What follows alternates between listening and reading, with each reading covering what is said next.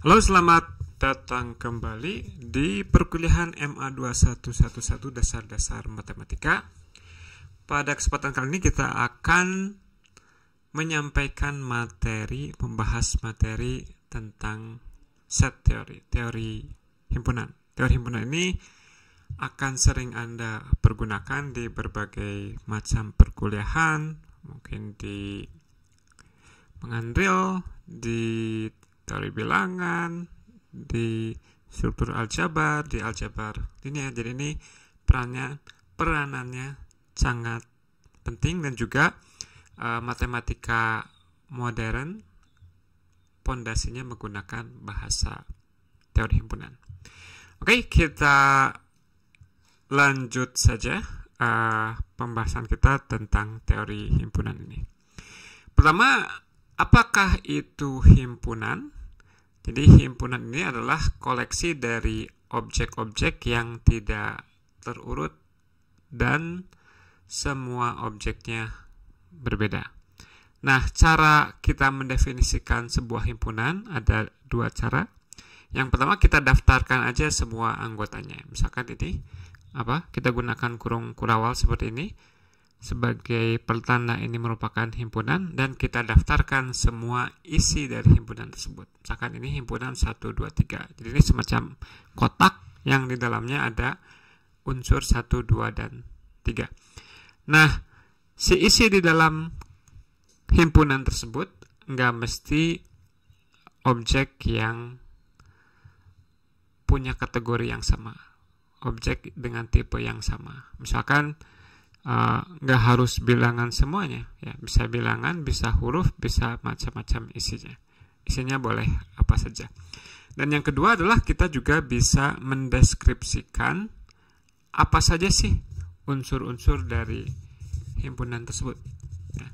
Misalkan ini, kumpulkan semua X dengan X-nya terletak di antara min 3 dan 90 termasuk 90. Mungkin untuk lebih jelasnya, si X ini juga bisa kita beri keterangan lebih lanjut, misalkan apakah X-nya ini bilangan real atau X-nya bulat, misalkan, ya. Contoh yang berikutnya, ini himpunan semua bilangan bulat positif yang habis dibagi 5. Ya. Nah, ada satu himpunan yang istimewa yang disebut dengan himpunan kosong. Dia hanya seperti cangkang aja, tidak ada isinya. Dan ini dinotasikan dengan seperti angka 0 yang dicoret. Atau juga bisa kita gunakan kurung kurawal yang di dalamnya tidak ada isinya. Semacam seperti ini, kurung kurawal ini kiri dan kanan, tapi di dalamnya tidak ada isinya. Oke, berikutnya kita lihat contoh, ya. Misalkan A adalah himpunan semua bilangan bulat kelipatan 5, dan B adalah semua bilangan bulat kelipatan 6. Kita definisikan C sebagai semua unsur yang bisa dituliskan sebagai penjumlahan sebuah unsur di A dan sebuah unsur di B. Jadi ini isinya adalah semua bentuk A tambah B, dengan A-nya berasal dari A dan B-nya berasal dari B. Nah, dalam notasi himpunan seperti ini misalnya, si huruf-huruf A dan B ini dia merupakan huruf generik saja, ya. Tidak berarti bahwa kita hanya boleh ngambil di si A besar ini A kecil aja. A kecil ini hanya merupakan representasi, perwakilan dari sembarang unsur di A besar. Si B kecil ini juga merupakan perwakilan dari sembarang unsur di B besar. Nah, misalkan kita ingin mengecek nih, apakah 7 merupakan unsur di C. Gimana cara mengeceknya? Kita lihat aja deskripsi dari keanggotaan unsur di C itu apa. Sebuah bilangan merupakan unsur di C kalau dia bisa dituliskan sebagai penjumlahan sebuah unsur di A dan sebuah unsur di B. Jadi kalau kita ingin menunjukkan bahwa 7 anggota C, kita harus nyari apa si A kecilnya dan apa si B kecilnya agar A tambah B sama dengan 7. Dalam hal ini kita bisa ambil misalkan apa nih? Biar 7 anggota itu kita ambil A-nya negatif 5 ya. Negatif 5 kan merupakan kelipatan dari 5. Dia unsur di A. Oke. Jadi berdasarkan deskripsi keanggotaan A, negatif 5 unsur di A dan 12 kelipatan 6 kan? 12 unsur di B. Berarti 12 ditambah 5, 12 dikurang 5 adalah 7. Berarti 7 merupakan unsur di C. Oke, kita lanjutkan. Kita punya notasi seperti ini, A subhimpunan dari B atau A subset dari B. Ini artinya bahwa A termuat di dalam B. Jadi kalau di dalam pikiran kita semacam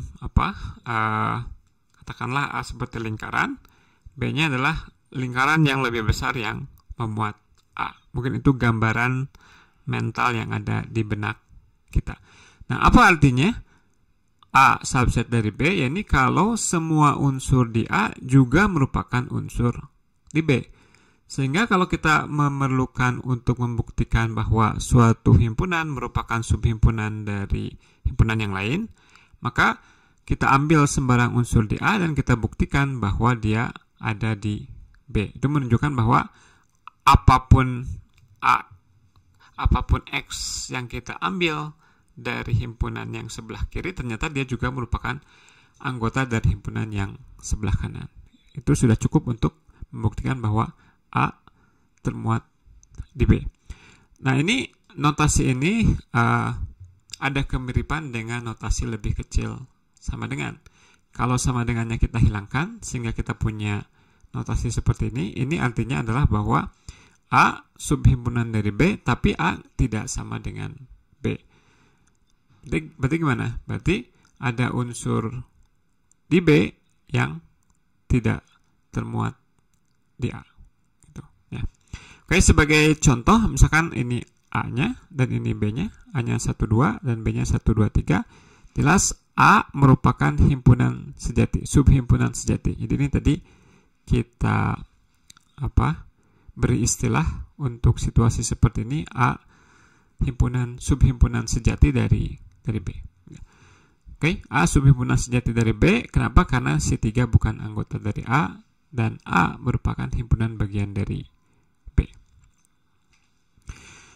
Nah, ketika kita bekerja dengan himpunan, kita juga perlu memperkenalkan tentang operasi-operasi yang sering dipergunakan pada himpunan. Operasi-operasi ini adalah suatu prosedur di mana kita bisa menghasilkan suatu himpunan lain dari himpunan yang sudah kita miliki. Misalkan kalau kita punya dua himpunan A dan B, kita bisa gabungkan, kita bisa iriskan, kita bisa kurangkan B dari A, dan juga kita bisa bentuk Cartesian produknya. Ya, Cartesian produk ini isinya adalah semua pasangan terurut A, B dengan A-nya berasal dari A besar dan B-nya berasal dari B. Gabungan, kita kumpulkan semua unsur di A dan unsur di B, dijadikan sebuah himpunan yang baru, isinya adalah semua unsur di A dan semua unsur di B. Sehingga setiap kali kita ngambil unsur di sini, unsurnya itu dia pasti ada di A atau ada di B. Ya. Untuk irisan, unsur di sini itu apa? Semua X, di mana X-nya berada di kedua-dua A dan B sekaligus. Di sini, apa isinya? Isinya adalah himpunan semua unsur, di mana unsur tersebut ada di A tapi tidak ada di B. Oke. Sebagai contoh, ini A-nya 1, 2, 5, 6, B-nya adalah A2. Kalau kita gabungkan, ini jadi 1, 2, 5, 6 A, ya. Ini duanya ada di kedua himpunan. Ingat, karena himpunan itu hanya mendaftarkan unsur-unsur yang berbeda, maka si angka 2-nya tidak perlu kita tuliskan dua kali. Kita tuliskan cukup satu kali saja. Untuk irisannya, yang dimiliki pada kedua himpunan adalah si angka 2 ini, berarti irisannya adalah himpunan yang isinya 2 saja. Kalau kita kurangkan B dari A, berarti kita harus buang unsur yang ada di A yang juga ada di B. Yang mana? Yang 2 ini. Berarti ini 1, 5, 6. Ya. Kemudian untuk A cross B, ini ada yang kelewat 1. Ini harusnya ada 6, A juga. Kita daftarkan semua pasangan terurut dengan komponen pertamanya berasal dari A besar ini, 1, 2, 5, 6. Ini harusnya ada 6, A ya. Kemudian komponen keduanya boleh A, boleh 2. Ini yang komponen keduanya A, dan ini komponen yang keduanya adalah 2. Oke. Nah, seringkali ketika kita bekerja dengan himpunan, kita punya dugaan tertentu, misalkan apakah himpunan ini sama dengan himpunan yang kedua misalkan. Nah, sebagai contoh ini kita punya pertanyaan yang alamiah, kalau A irisan B sama dengan A irisan C, apakah B-nya harus sama dengan C? Nah, kalau kita percaya ini benar, ya kita buktikan. Ya. Kalau kita percaya bahwa kalimat ini salah, maka contoh yang menunjukkan bahwa kalimat ini salah disebut sebagai counter example, sebagai contoh penyangkal. Jadi Anda jangan bilang bahwa ini enggak selalu benar. Itu agak masih mengambang untuk meyakinkan kepada pembaca Anda bahwa memang ada situasi di mana pernyataan ini salah. Anda berikan sebuah contoh yang eksplisit, apa A-nya, apa B-nya, apa C-nya yang membuat pernyataan ini salah. Oke, untuk kasus pernyataan ini, ya, apa yang harus kita cari? A, B, dan C seperti apa yang merupakan contoh penyangkal? Si A, B, C-nya harus pertama memenuhi ini, A irisan B-nya sama dengan A irisan C. Jadi hipotesisnya dipenuhi, akan tetapi konklusinya tidak dipenuhi. Jadi cari A, B, C dengan asumsinya benar, tapi konklusinya salah. Oke, sebagai contoh A dan B-nya ini, maka kalau kita iriskan ini, A, B, C-nya seperti ini, A irisan B apa? 3 ya, hanya 3 yang termuat di A dan di B sekaligus. A irisan C-nya juga 3. Ya. Akan tapi kita bisa lihat bahwa B itu berbeda dari C. Jadi si A, B, C ini merupakan contoh penyangkal. Nah, Anda juga bisa mencoba untuk membuktikan atau memberikan contoh penyangkal bagi pernyataan-pernyataan berikut. Oke. Nah, ini ada beberapa sifat operasi himpunan. Ya. Bagaimana kita memperlakukan sifat-sifat ini? Mungkin beberapa dari sifat ini sudah Anda internalisasi dan sudah Anda pergunakan. Ya. Kalau belum, misalkan jangan dihafalkan mati gitu, tapi Anda coba aplikasikan mungkin ketika Anda melihat ada operasi himpunan, bagaimana Anda memanipulasi himpunan dengan menggunakan sifat-sifat ini. Nah, kalau misalkan Anda nggak nangkep atau nggak punya intuisi dari sifat-sifat ini, Anda coba buktikan terlebih dulu. Ya, ada beberapa di antaranya yang mungkin meskipun Anda belum pernah membuktikannya secara formal, tapi cukup masuk akal. Misalkan kalau kita punya dua himpunan, A digabung B dengan B digabung A, ya menggabungkan artinya kita menggabungkan semua unsurnya, mau A-nya di sebelah kiri atau B-nya yang di sebelah kiri nggak berpengaruh. Ya. Nah, nanti kalau misalkan Anda ada sifat-sifat yang Anda ragu, kok bisa begini, Anda bisa mencoba membuktikannya. Nanti kita lihat bagaimana cara membuktikan kesamaan atas dua buah himpunan. Nah, ini kita berikan contoh bagaimana kita membuktikan sebuah himpunan merupakan himpunan bagian dari himpunan yang lain. Ingat tadi, arti dari pernyataan ini adalah bahwa semua unsur di A merupakan unsur di B. Jadi untuk membuktikannya adalah kita ambil sembarang unsur di sini, tunjukkan bahwa dia ada juga di sini. Oke, contohnya kita punya statement bahwa himpunan yang di sebelah kiri ini merupakan subhimpunan dari himpunan yang ada di sebelah kanan. Ya. Jadi tadi gimana template-nya? Template-nya ambil sembarang unsur di situ. Tujuan akhirnya apa? Tujuan akhirnya adalah kita ingin menunjukkan bahwa si X-nya ada di sini atau di sini. Ya. X-nya ada di sini, tapi arti dari gabungan itu tadi menurut definisi gabungan, si X-nya ada di sini atau ada di situ. Berarti yang kita lakukan adalah bagaimana kita menggunakan asumsi ngambil unsur di sini, kemudian kita isi di sininya dengan argumen-argumen, mungkin Anda refer dengan sifat-sifat tertentu, dan kita tunjukkan bahwa ternyata si sembarang X yang kita ambil itu dia ada di sana. Ya. Oke, kita coba lakukan. Jadi tadi apa? Kita punya X unsur di A kurang B irisan C. Kita inginnya X ada di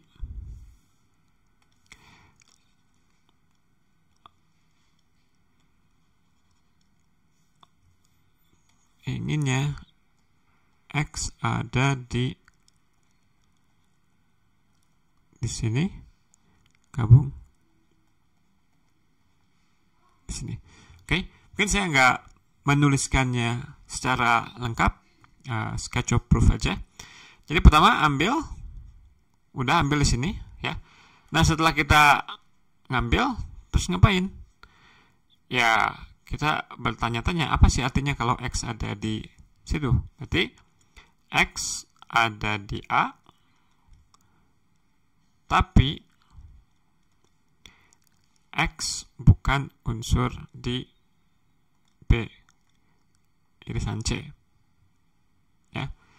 Nah, untuk membuktikan pernyataan X ada di himpunan yang satu atau himpunan yang lain, kita bisa tunjukkan bahwa, ya mungkin biar jelas kita bilang seperti ini aja. Kita tinjau dua kasus. Jika X-nya ada di sini, kenapa? Kalau X-nya ada di sini, ya ini sudah benar salah satu pernyataan bahwa X ada di sini atau di sini. Berarti kalau betulan X-nya ada di A kurang B, ya kita selesai. Ya. Oke. Nah sekarang kasus yang keduanya apa? Agar kita meninjau semua kasus, kita bisa melihat dari sudut pandang apakah X ada di A kurang B atau X tidak di A kurang B. Ya, jadi kasus yang keduanya, jika X tidak di A kurang B. Ya. Kenapa memangnya kalau seperti ini? Oke, kita bilang maka X unsur di B. Nah, mungkin ini akan menimbulkan pertanyaan bagi yang baca. Kok bisa menyimpulkan X unsur di B? Kita bisa bilang, jika tidak,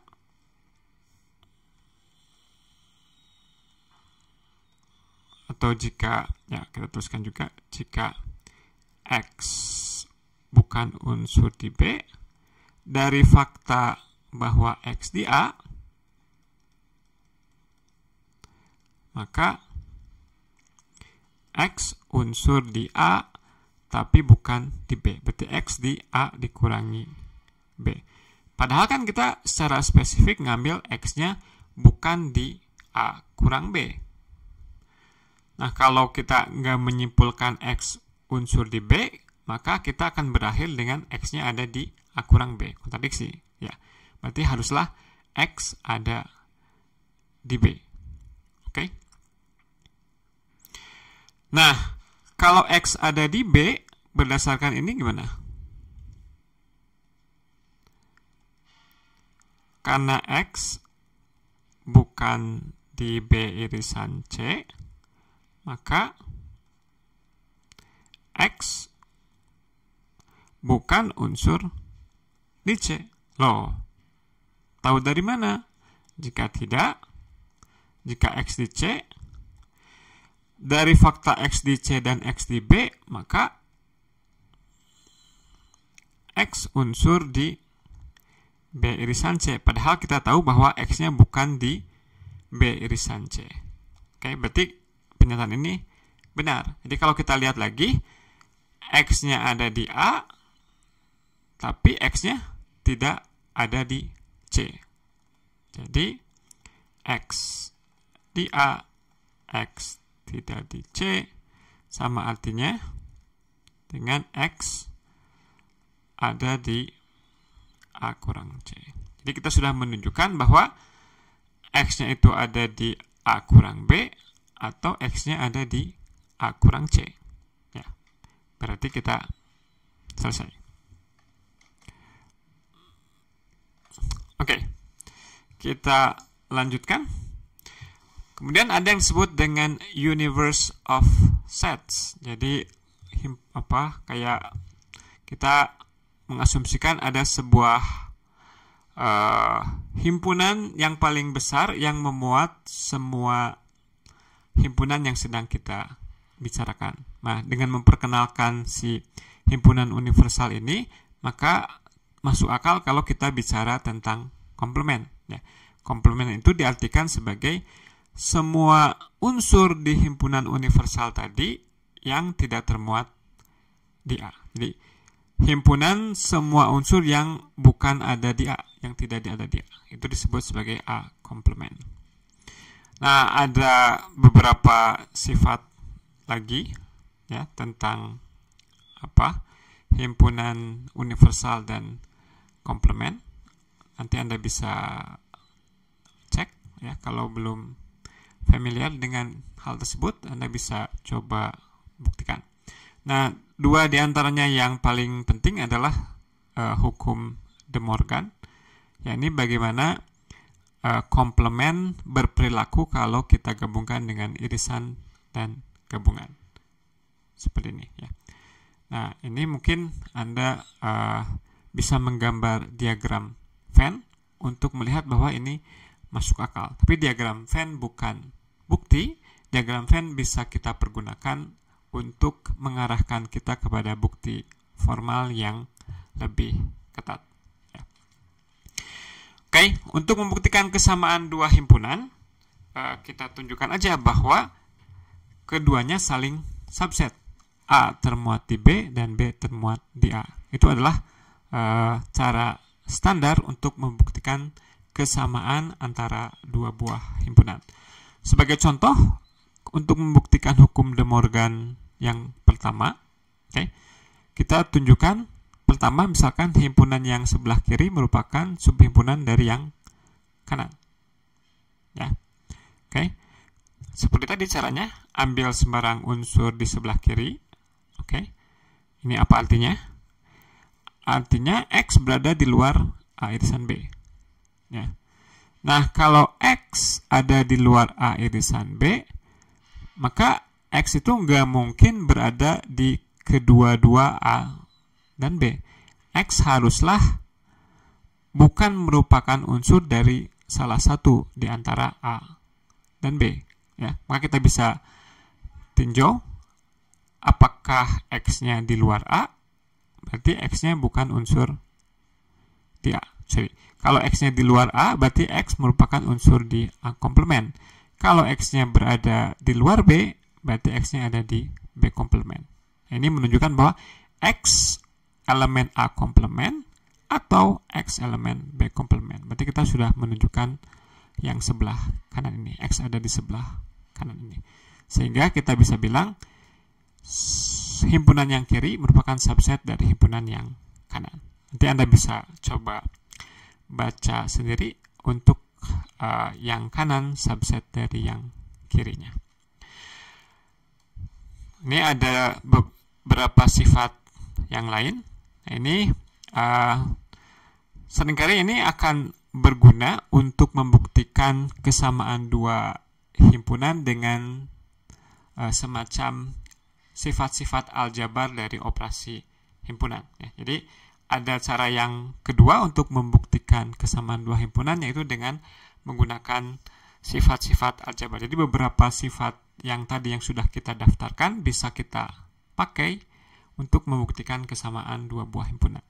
Sebagai contoh, misalkan kita ingin membuktikan bahwa yang sebelah kiri ini sama dengan yang sebelah kanan. Nah, yang sebelah kiri ini mirip-mirip dengan yang ini, ya. Ini sama dengan yang itu. Berarti yang ini itu berdasarkan hukum distributif sama aja dengan A irisan B digabung dengan B komplement. Nah, menurut sifat komplement, B gabungan B komplement itu akan meliputi semua universe, himpunan universalnya. Jadi B gabungan B komplement sama dengan U. A diiriskan dengan himpunan yang lebih besar dari dirinya. A ada di dalam himpunan yang lebih besar, berarti irisannya adalah A itu sendiri. Jadi hasilnya adalah A. Ini adalah cara lain untuk membuktikan kesamaan himpunan tanpa harus membuktikan saling subset. Kemudian kita perkenalkan yang disebut sebagai himpunan kuasa, ya, power set. Apa ini power set dari A? Power set dari A adalah kita kumpulkan semua subhimpunan dari A. Ya. Oke, misalkan kalau A-nya isinya himpunan 1, 2, maka power setnya akan berisi subhimpunan himpunan kosong, kemudian himpunan yang isinya 1, isinya 2, dan himpunan yang isinya A itu sendiri. Dan A itu sendiri. Oke. Bisa dibuktikan bahwa himpunan kuasa ini memiliki 2 pangkat N unsur kalau A-nya punya N buah unsur. Nah, kita perlu berdisiplin untuk membedakan antara unsur dan subhimpunan. Nah, sebagai contoh sebagai berikut. Kalau A-nya 1, 2, ini tadi sudah kita daftarkan himpunan kuasanya, isinya dia berupa himpunan. Jadi dia merupakan himpunan dan isinya juga merupakan himpunan. Jadi dalam situasi ini kita bilang 1 itu unsur di himpunan ini, tapi 1 bukan unsur di himpunan ini. Meskipun kelihatannya ini ada angka 1-nya, bukan, ya. Karena si 1 di sini itu dia beserta kotak yang membungkus dirinya, ya. Jadi kalau kita sebutkan bahwa si angka 1 saja unsur di sini, bukan, karena yang merupakan unsur di himpunan kuasa ini adalah 1 yang sudah ada di dalam kotaknya, gitu, ya. Demikian juga kita bilang bahwa himpunan 1 merupakan himpunan bagian dari ini, tapi dia merupakan unsur dari himpunan kuasa. Nah, ini Anda bisa coba juga untuk memahaminya nanti, ya. Ini adalah himpunan kuasa dari himpunan kuasa, ya, di himpunan kuasa bersarang. Oke, ini salah satu contoh, misalkan membuktikan bahwa A himpunan bagian dari B jika dan hanya jika himpunan kuasa dari A merupakan himpunan kuasa dari B. Nah, ini hati-hati bagi para pemula yang menuliskan bukti, karena mungkin di sekolahnya itu terbiasa untuk menggunakan template diketahui, dibukti, kemudian ditanyakan, diketahui, terus baru solusinya, ya. Hati-hati bahwa ketika kita mempunyai asumsi, jadi misalkan kalau kita ingin membuktikan ke arah sana, artinya misalkan kita punya ini, kita ingin menunjukkan yang sebelah kanan ini. Jadi asumsikan A subset dari B akan ditunjukkan ini.